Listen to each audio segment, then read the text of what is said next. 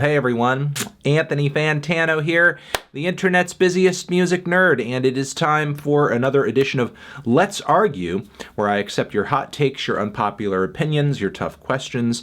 In this episode, we're doing another theme episode, another focused topic episode.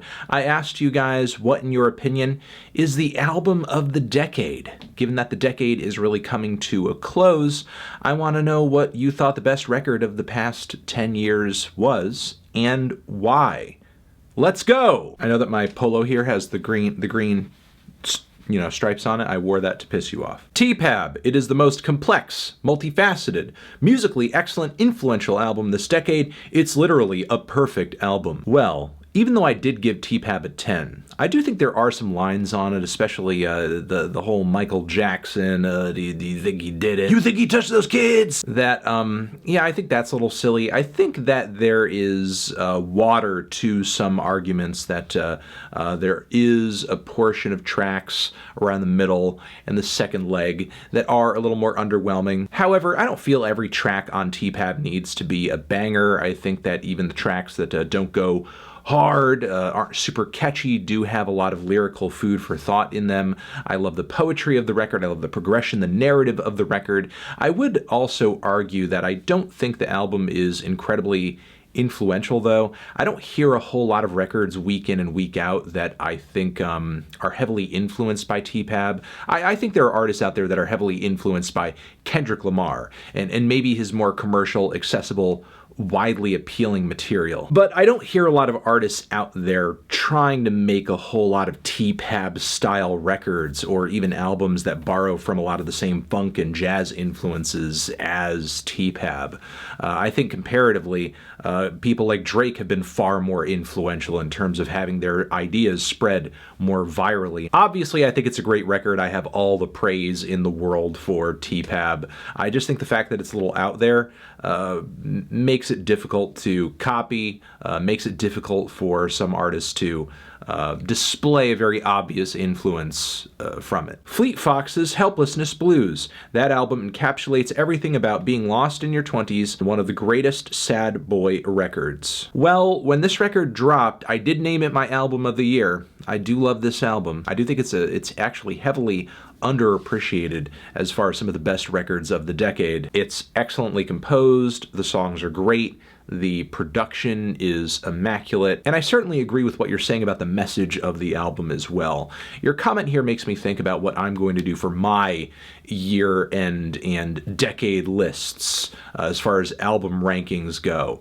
Because when you're thinking about a decade list, not only are you talking about a great record, a record that is fantastic musically, stands out artistically, but I think it also provides you the opportunity to pick and highlight an album, as you're sort of pointing out here, that, in your opinion, not only was just an artistic feat, but also defines this moment in time, philosophically, culturally. And it's interesting to think back to some of those themes on Helplessness Blues and how they essentially defined a lack of purpose for the millennial generation, sort of coming of age at the time and struggling to find a place in the world, struggling to find the job security, the economic security, the stability that previous generations had, feeling like you're not on the right pathway because of that. I think Helplessness Blues not only highlights that, but in a way was a predictor of some of the dark times to come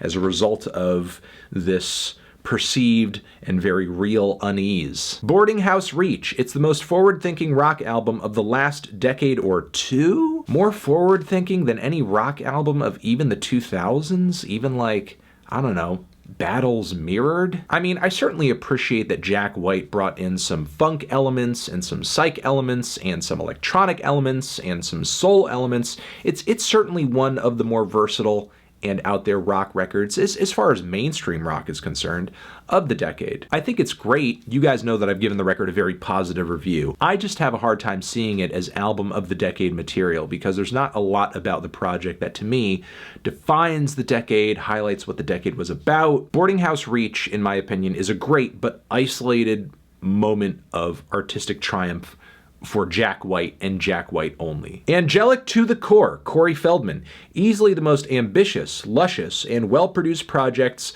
of this decade, if not century. Just listening can change the way you think about music forever. I will agree with one point here, and that is that Angelic to the core is ambitious. It is very ambitious. For someone of Corey's background and personal history to come out with 90 minutes of music, much of which I imagine he's been sitting on for a while, and have some way out there features on some of the tracks, have it be sort of delivered in two parts, and to have this incredibly wide and diverse array of genres covered. It's really ambitious. It's going out on a limb in a way I think that even most modern professional, career musicians would ever dare to. So on that front, and on that front only, I can give this record, Angelic to the Core, high amounts of praise, and even list it as, I think, one of the most ambitious albums of the decade. You won't get what you want. That album feels like you're having an existential crisis in a post-apocalyptic world that's burning down. At the end of Guest House, you look back on everything that just happened in awe. It's perfect, not gonna lie. Yeah, the more time I get away from that Daughters record, the more I am sort of impressed with how harrowing and incredibly dark the overall experience of it is. And even though the record may seem dated in a way and maybe not as relevant as it could be because it's a rock record, it's kind of noise rocky, post-punky, I think the album is actually incredibly relevant, is actually incredibly necessary and apt at this point in time because of prevailing trends and concerns in regards to mental health. I think a great deal of the record is really just about mental health. Existential crises, as you say here, paranoia, depression. It's a record that, in my opinion, is all about dealing with various mental issues or extreme human emotions. Feeling sad, feeling dejected, feeling crushed, also feeling manic, feeling powerful, feeling unstoppable. I'd say Neil Cicierega's Mouth Moods is a prime pick. It's a mixture of representation of online media culture and a past nostalgia that has been the idea of this generational media fixation. It's not prime time, but is the ideal representative candidate. It's so commercially catchy. Yeah, if there's something that I would love to be defined or remembered about this 10 years, it's the way that online culture, internet culture, and specifically meme culture affected art, affected mainstream music, affected popular music, and literally influenced songs, influenced albums. And there are few records that embody the change and the philosophy that the internet and meme culture brought to culture at large than some of Neil's sample-based works. I don't know if I would say that necessarily qualifies them as being album of the decade material, but they certainly captured a very important aspect of this decade better than I think most albums did. Twin Fantasy 2018, not only is the LP extremely emotional in its honesty and lyricism, its choice for it to be a remake of the band's previous and most successful early work stands as a great artistic approach to albums to new and upcoming musicians on sites like Bandcamp and SoundCloud. That aspect of Twin Fantasy 2018 is incredibly respectable and admirable. Again, though, I don't know if I would mark this as album of the decade material. I do prefer Teens of Denial. I think, if anything, that record is a tad bit more stylistically versatile, and also I think the album captures a lot better a lot of the chaos, turmoil, unease, emotional instability that many people in this generation often find themselves facing. Lorde's Melodrama, tight and subtle narrative about losing love and finding it, phenomenal lyricism, production and emotional depth, cinematic yet cozy and comfortable, sonic aesthetics are unlike anything else. Everything feels polished yet emotionally raw. It's a perfect album. Well, I can't say that I agree with your assessment that it's a perfect album. I do have my issues with some tracks. However, you have come up with a hell of a write-up on this shit. You've got me hype on this thing, and I've already heard it, and I know it's not one of my favorite albums of the decade or the year, but this is an impressive and a very lavish tongue bathing you have given this album right here, and I'm here for it. I respect it. My beautiful, dark, twisted fantasy, twisted, morally gray, with a touch of misery fetish, selfish and slanted, but unguardedly emotional and decadent, and flawed. I do agree, it is flawed. Those flaws for me work against the album, though I can appreciate some people finding those flaws to work to its benefit. I'm not going to go too much over what those flaws are right now. Just know that this album is obviously not my album of the decade,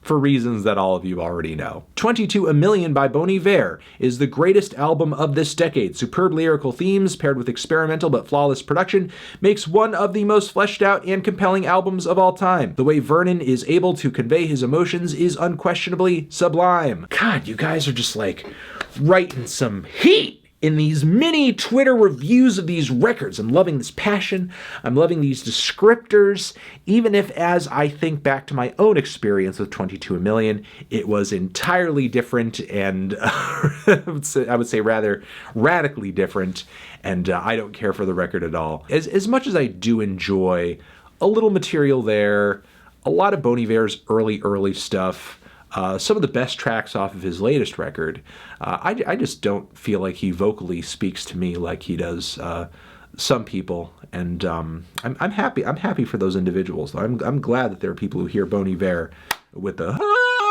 and they're just like, yes. Hey, I'm glad it's working. I'm glad it's working for some people. Now Only by Mount Eerie is a deeply emotional and just profoundly melancholic listen. The lyrical content is simply heartbreaking. It works as a philosophical successor to A Crow Looked at Me. Still, it's the most beautiful album I've ever heard. Yeah, that's the thing. I don't know if so much of Now Only works if you haven't heard A Crow Looked at Me. Not to say it's a bad album because of that. I mean, I certainly gave the record a positive review when I reviewed it, but that original experience to me, that all of that is based off of, just has so much more punch to it, personally. And I mean that emotionally. My choice for album of the decade would be Cosmogramma. I feel as though it's a masterwork of IDM and glitch hop with very eccentric textures and compositions from track to track. It constantly hits you with surprises, such as the jarring opener, and maintains a high quality on every song. Cosmogramma, while it's not my album of the decade, it is a very, very, very respectable album of the decade. Anybody who picks Cosmogramma as album of the decade, I'm going to look at that person, I'm going to go, ooh, Cosmogramma, album of the decade? Respect.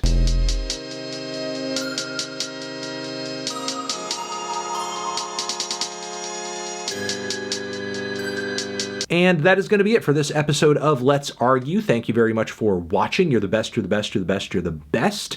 Anthony Fantano. Let's Argue, album of the decade. Over here next to my head is another video you can check out. Hit that up or the link to subscribe to the channel.